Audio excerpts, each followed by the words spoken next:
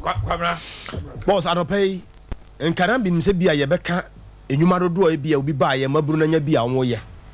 na traffic light the whole half be bia no traffic light crowd have my hammer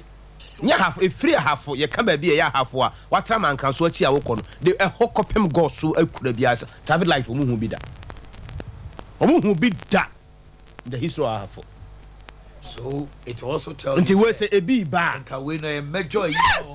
whole half need be a what me be and my making. Baby, for a half be a half origin traffic light no course on an important video. Will be any go so traffic light or go so that. Mamin corner and Honorable Everson. Hello. Aha, Nabi Busa say traffic lights are semi abe pima. Hoy untre mu wo ho ne say de na onim fa ho. Yo, my mention what you for no fight. Me go program something now. I say background with the Afra, Mate. Send ya tiare say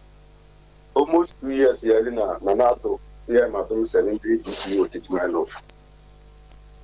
Na ta assembly man for to about confirming. Dana me share boss here. Tuobodom you kunu mu ho no. And I say you come the highway no ntina. Car boba man for her parents, me make sure say na me the traffic signal say about. You go to the office here na me try let us call urban rules. And of man approve me DS meeting na by say me start na me. Sabio me be DCE no. Na MP no be MP almost 2 years and some neighbor. Saba bi aye traffic no. Na yam fa traffic pole nkusi ho ana me ba office na paper bia na me table so say MPC of the traffic ho na 7 me to ni paper no kon ye okay ana santa ho no na on fa pole bia nkusi ho na me ko tutu pole no gu ye sa MPI o man panyin so ma penso obi di minister for years na Tuobodom da ho am fa traffic am ho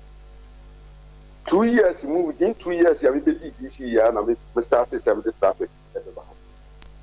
enti mi awoye no ohun se me ye road se aduma ever say ye no na kondwa na ote so no anhwa obelusu nti ese o perikikikiki na sa apere no so ankure hu na ye dede ankure hu na ye dede enti mi awoye na ano no so eye ni amo nsem Essentially, contractor no basat no co report no home regional minister. The next in na kusisi ho, RCC. And now regional minister frame say me for contractor no more install light no. Na light no ye mienu at the same time. Ba ko wo nchikwan so, na ba ko wotamali kwan so. Tie di kwan ko wo nchikwan so de no. Kotena ho na kwa na ebo to afi na me say. Bra ye mu ntmu miye wo nchikwan so de no nsa no matu Tuobodom ye. Nti me ko office. Na mu wie nchikwa so de na mo fa video no ko sisi RCC na de echi mumu a yakoye Tuobodom de no no office ya no bi ma me hente say o mutu ka na o mo de ko RCC no ampi no akoshi o mo say be meyi niam no Tuobodom gu ho na de echi a ba ye Tuobodom de no na me say na ampi am contract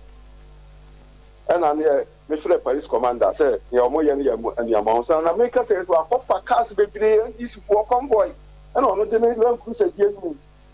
and the police commander ma order say ye omo stop on body afu a okutu Tuobodom to omo stop on police commander ye say me ma yenko police station na police me yenko police station na yenko solve problem no na me ke tipa and this for a go bebre na me so my office in office in bed FM Nipa kakra bi na wo menche na me dabi me nko me ni wo machi nti me de me sala ko mi fie na me come office na police commander mo ne wo mo nko na police commander de mfidie lu ko city police station e wo Tuobodom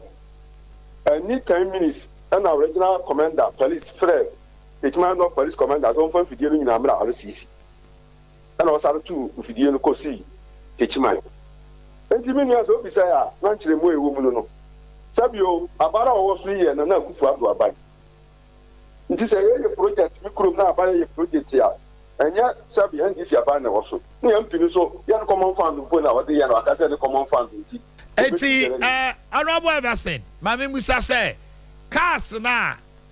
eba krom ho na de call wanchi ene eniema ni nyina no assembly ni dia a contractor no be ya mamo de wo follow up no na omo be ye ana we ye MP no lobby one contract and assembly no dia ma Falcon nti Falcon na ye wanchi kwa so traffic no sala ye Tuobodom traffic no at the go eba o enti no na kire se assembly no na ama contract enye MP na ko lobby e bi se bi a watimi akɔgye contract bi nti monye oni paper bia na oni afem bia obeka fam document nyina se wo wan ga ya bia ka me forward correspondence ya assembly no ne oban rules ni rules always nyina ya ka me forward ya ma WhatsApp. Okay, enti the bottom line is say temiti wase ya mo no makasa wie se omomfa mfidie no ne car no nkɔ ai regional office the umbetia ne say afa ya divert a ye be yi niema na gu ona contractor no onim say mo na mama direction and ono so ma MP so be ma another direction adenti na won say basa nira no pa kotodwe gu for me office osu opachaw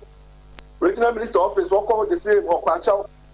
na onim wo be ya panyin selima obi akoye na de wie na so be pachaw a e ya utim fasika nkotwa no utim fatu o mo no na me de mitunufo say ever say no di we ya be di Tuobodom na mo ko constituency bi na ko ya sa ade we ya politics there ya no anya na de be to no one pent media be ne body nyina ache no men kan be beba contractor na ade ne body ache no okay honorable mama fa usia because say who DCE am instruction a e was so follow because we na the contract na ma no